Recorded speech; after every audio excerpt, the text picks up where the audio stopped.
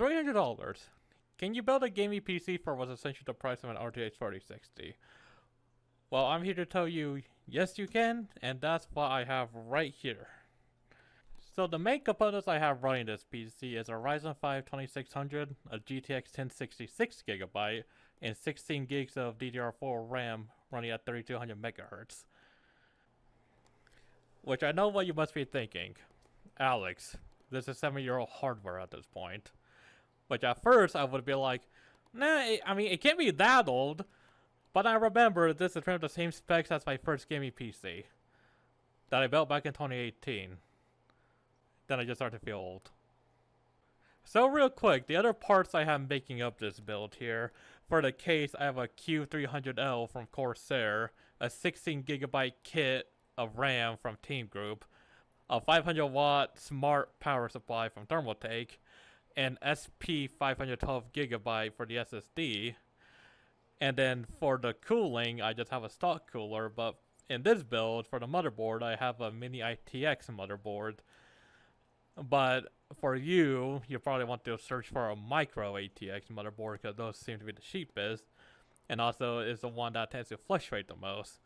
Sometimes I find one off Amazon for $50, but then, next day, cheapest one is $80, or get lucky, find one off of eBay for about $40. So it just really depends, and it's just something that you're really gonna need to hunt for if you're on a strict budget. So getting into the benchmarks here, I had every game running at low to medium settings, just so I could get as many frames as possible from this build, just to show how capable it still is this day and age. And the first game I benchmarked here was of course Fortnite. Now with Fortnite here, it actually ran pretty well, with an average frame rate of 94 FPS, a maximum of 130, and a 1% low of 22. So not only was it actually a pretty enjoyable and smooth experience on medium settings, but I also managed to get a crowned victory royale with this machine. So the next game up is Helldivers, and instead of just benchmarking one area of the game, I actually went to all 3 separate areas of the game, because I found there's actually a bit of a difference between the 3 areas when it comes to performance. So the first area I benchmarked was with the automatons, where I managed to get an average frame rate of 67 FPS, a minimum frame rate of 39 FPS, a maximum of 109, and a 1% low of 40. So this was actually a pretty smooth experience, and actually very enjoyable and very playable at the same time.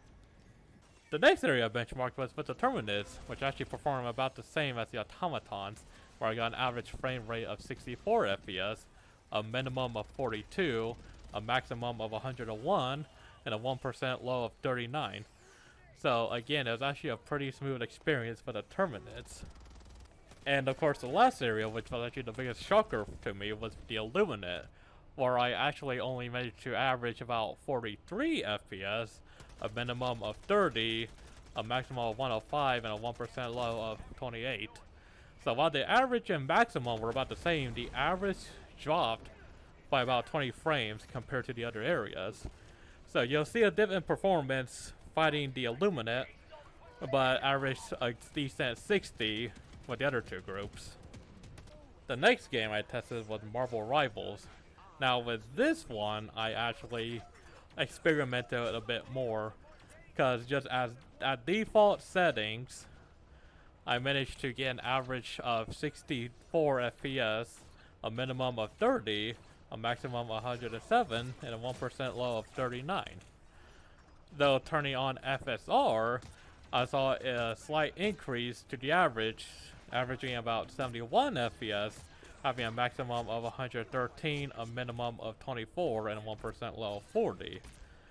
And then for the last test, I had both FSR and FrameGen on, where I actually got an average of 104 FPS, a minimum of 31, a maximum of 188, and a 1% low of 38. Now, one interesting thing I had with the FrameGen is that it showed the latency actually being lower compared to the 2, but the game just felt kind of floaty trying to aim at people, so it may be a kind of weird experience for a trade-off of pretty much 40 more FPS compared to just default.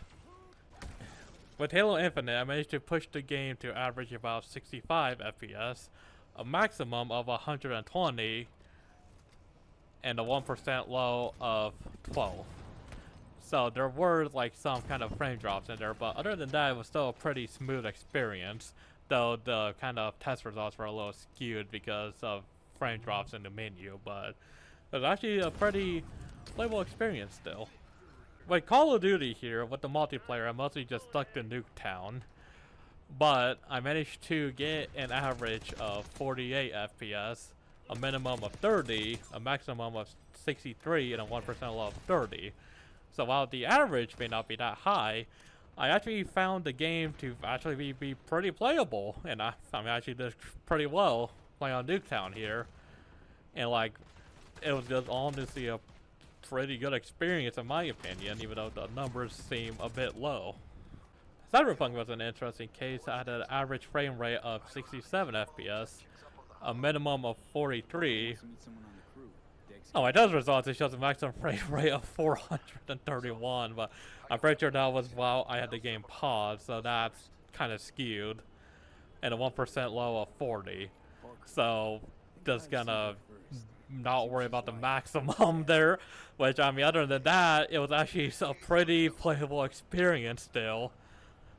I mean, like easily averaging 60 FPS even with the skewed maximum result there. And lastly, Forza, which I actually managed to get an average of 89 FPS, a minimum of 56 FPS, a maximum of 109, and a 1% low of 64.4. Which, again, test results are a little funky. The fact that the 1% lows are higher than the minimum frame rate somehow. So, I mean, just know that it was a smooth playable experience. I haven't played that many racing games, so I'm not that good at them, so you know that's the only bottleneck, is just me not playing racing games at all. Other than that, it was a pretty smooth experience. So all in all, if the game doesn't require ray tracing, this build is still pretty decent in this day and age with gaming.